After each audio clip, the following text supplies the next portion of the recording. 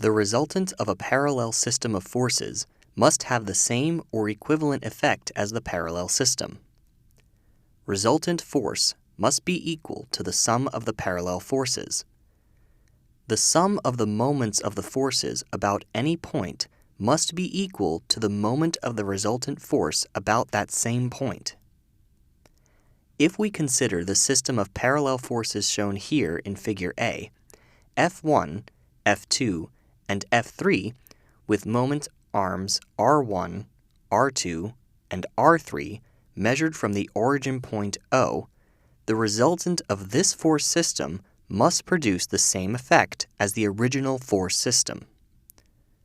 The sum of the forces must be equal to the resultant force, and the sum of the moments of the forces about a point must be equal to the moment of the resultant about that same point.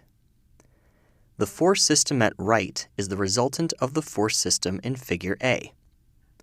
The magnitude of resultant R is given by using equation A. From equation A, the summation of F equals F1 plus F2 plus F3 equals R.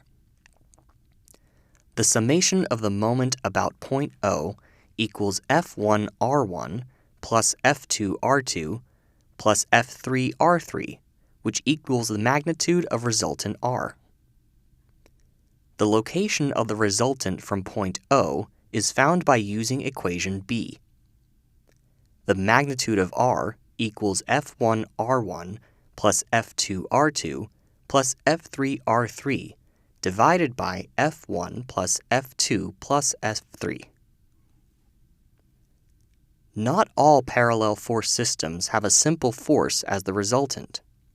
A system of two parallel forces of equal magnitude acting in opposite directions with different lines of action is called a couple.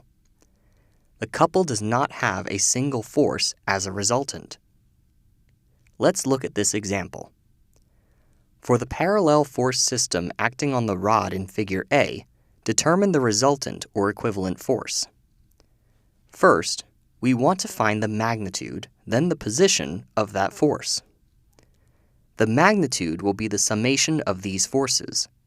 We always assume that if the force is going up, it's going to be positive. If it's going down, it will be negative. For this equation, we have R equals summation of Fy equals negative F1 plus F2 minus F3 equals negative 10 plus 12 minus 25, which equals negative 23 kilonewtons as the resultant. Now we need to find the location or the position of that force. So we just use the equation. The summation of moment A equals F2 times line AB minus F3 times line AC equals negative magnitude of the resultant R of R dash. So 12 times 4 minus 25 times 10 equals negative 23 R dash. R dash equals negative 202 divided by negative 23, which equals 8.78 meters from A. We check the results by calculating the moment with respect to C. If we get the same result, that means our solution is correct. The summation of the moment about C equals R times 10 minus R dash. So we calculate 10 times 10 minus 12 times 6 equals 28. 23 times 10 minus 8.78 equals 28.06. 28 equals 28.06. This is okay, so our solution is correct. But what if we want to find the resultant of non-parallel forces? The resultant of a non-parallel system of forces is found in essentially the same way as the resultant of a parallel force system. By resolving each force into rectangular components, we have two sets of parallel forces at right angles to each other. Let's look at this example. Determine the resultant of the force system shown. Locate the resultant with respect to point A. The first step is to find the x and y components of the forces, calculated as follows. For the x components, fx1 equals negative f1 times cosine of 60 degrees equals negative 12 times 0.5000 equals negative 6 kip. fx2 equals positive f2 times cosine of 45 degrees equals positive 20 times 0.7071 equals 14.14 kip. fx3 equals positive f3 times cosine of 15 degrees equals positive 25 times 0.9659 equals 24.15 kip. For the y components, fy1 equals positive f1 times sine of 60 degrees equals positive 12 times 0.8660 equals 10.39 kip. fy2 equals positive f2 times sine of 45 degrees equals 20 times 0.7071 equals 14.14 kip. fy3 equals negative f3 times sine of 15 degrees equals negative 25 times 0.2588 equals negative 6.47 kip.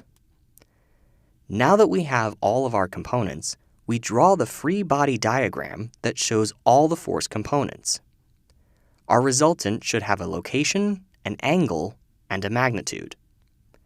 As for the magnitude, this time we will look at all the forces in the x direction and all the forces in the y direction. Our summation of x forces will be Rx and the summation of y forces will be Ry. The equation for Rx will be the summation of Fx equals Rx equals negative 6 plus 14.14 plus 24.15 equals 32.29 kip.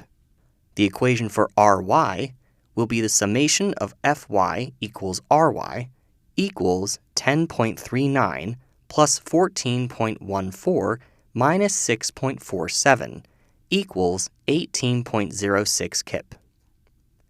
Using the Pythagorean theorem to find r squared equals rx squared plus ry squared equals 32.29 squared plus 18.06 squared equals 1,369.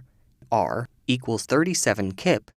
Our direction will be the tangent inverse of the ry divided by rx.